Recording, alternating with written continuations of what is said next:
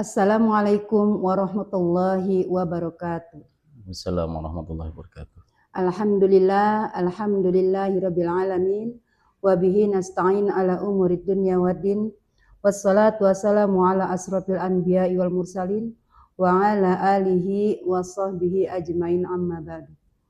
Sahabat pendengar, alhamdulillah kita masih bisa dipertemukan dalam suasana podcast ini bersama narasumber kita, yaitu Pak Ustadz Iqbal SOSI. Sahabat pendengar, dalam menghadapi bulan Ramadan ini, kita tidak hanya menahan lapar dan haus, tapi dalam menghadapi bulan Ramadan ini, banyak peristiwa-peristiwa yang bersejarah dalam Islam, yaitu salah satunya malam Nuzulul Quran. Di mana malam Nuzulul Quran itu malam yang diturunkannya ayat Al-Quran dari Allah Subhanahu wa taala kepada melalui malaikat Jibril kepada Nabi Muhammad sallallahu alaihi wasallam secara berangsur-angsur. Untuk lebih jelasnya, malam Nuzulul Quran ini akan dikupas tuntas dengan narasumber kita, yaitu Pak Ustadz Iqbal. Sebelumnya ada beberapa yang harus dijelaskan, Pak Ustadz. Apa sih yang dimaksud dengan malam Nuzulul Quran itu? Lalu apa hikmah dari malam Nuzulul Quran? Apa yang harus dilakukan oleh kita dalam menghadapi malam Nuzulul Quran tersebut? Silahkan Pak Ustadz diperjelas. Ya. Assalamualaikum warahmatullahi wabarakatuh. Bismillahirrahmanirrahim. Alhamdulillah rabbil alamin, wassalatu wassalamu ala asrofil anbiya wal mursalin wa ala alihi wa ashabihi ajma'in, amma ba'du. Qala Allah ta'ala fil Qur'anil Karim, a'udzu billahi minasyaitonir rajim. Bismillahirrahmanirrahim. Syahrul Ramadan alladzi unzila fihil Qur'an hudal linnas wa bayyinatin minal huda wal furqan. Shadaqallahul azim.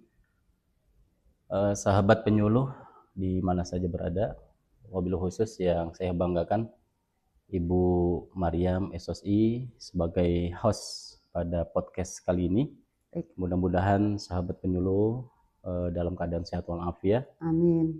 Puji syukur kalau Allah Subhanahu wa taala atas segala karunia nikmatnya, kita dalam suasana di bulan Ramadan yang penuh keberkahan ini, penuh maghfirah ini, mudah-mudahan ibadah puasa Ramadan kita diterima oleh Allah Subhanahu wa taala. Amin. Salawat dan salam mari kita sampaikan kepada junjungan Nabi besar kita, Nabi Muhammad sallallahu alaihi wasallam. Ibu Maryam yang saya banggakan serta para jamaah sekalian, sahabat penyuluh di mana saja berada, kita bersyukur kepada Allah Subhanahu wa taala karena pada hari ini bisa mengadakan kegiatan kajian di bulan suci Ramadan. Tema kita ada tentang Nuzulul Quran. Sebagaimana telah disampaikan sebuah pertanyaan dari pembawa acara kita, Ibu Maryam, bahwa sesungguhnya Allah Subhanahu wa taala menurunkan Al-Qur'an yaitu di bulan Ramadan, yang mana kita ketahui bahwa secara umumnya bahwa Al-Qur'an itu diturunkan melalui malaikat Jibril, ya, lalu disampaikan kepada Nabi Muhammad SAW. Ada beberapa tafsiran yang memang di dalam Al-Quran itu sendiri untuk tepat dan waktunya, tanggalnya tanggal berapa memang tidak dibahas secara khusus gitu ya. Tapi ada beberapa menurut tafsir sebagaimana yang disepakati oleh para ulama bahwa sesungguhnya Al-Quran itu yang pertama kali diturunkan adalah surah Al-Alaq, ya, Iqra, ya, bismi rabbikal ladzi khalaq, khalaqal insana min 'alaq, dan seterusnya, ya.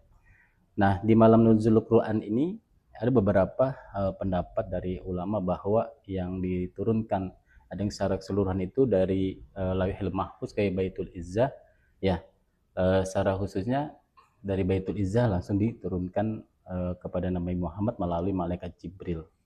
Nah, untuk itu yang dimaksud dengan Nuzulul Quran itu adalah nazala yanzulu nuzulan, arti itu turun gitu ya. Turun. Ya, turun. Jadi Al-Quran itu diturunkan ya kepada Nabi Muhammad SAW sebagai mukjizat terbesar sebagai mukjizat yang agung, yang mulia, yang sampai saat ini mukjizatnya bisa kita lihat dan bahkan kita bisa jadikan sebagai pedoman kehidupan sehari-hari yang menjadi pedoman kepada umat Islam, ke seluruh pada manusia untuk mempelajarinya, bagaimana luar biasanya Al-Quran ini memiliki kemukjizatan ya, dari segi maknanya, dari segi kandungannya ya sangat sempurna, karena ini merupakan Al-Quran langsung ya di ala kalamullah gitu ya. Nah, untuk itu bagi umat Islam, jadikan momentum nuzulul Quran ini tidak hanya sebatas sebuah peringatan saja, tapi kita jadikan sebagai momentum kita mentadaburi ya, mempelajari ya, terus juga mengkaji isi kandungan ayat-ayat Al-Quran yang sesungguhnya itu sangat luar biasa sekali.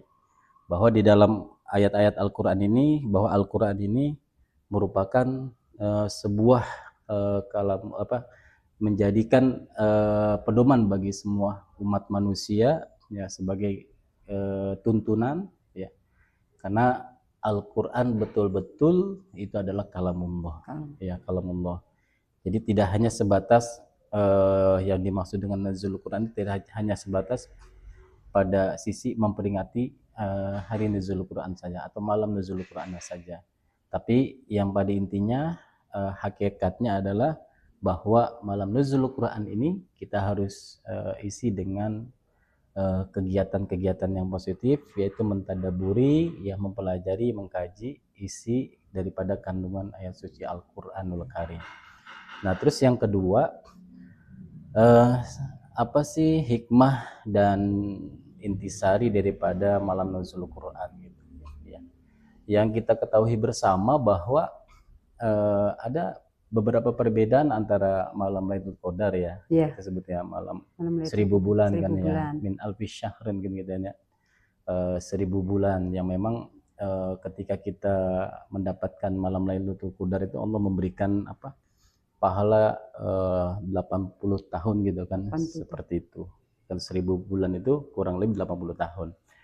Nah, perbedaannya itu adalah bahwa ke malam Lailatul Qadar itu sebuah hanya apa, peristiwanya, terus juga mungkin dalam penanggalannya ya, dalam perbedaannya itu pada tahapan-tahapan peristiwa dan penanggalan dalam nuzul Quran dan malam Lailatul Qadar gitu kan ya. Nah, Al-Quran sendiri itu adalah salah satu mukjizat Nabi yang sampai saat ini ya, sampai detik ini itu bisa kita lihat, kita pelajari, dan kita bisa rasakan ya. Bahkan Al-Quran sendiri menyebutkan syifa wa rahmah gitu kan ya.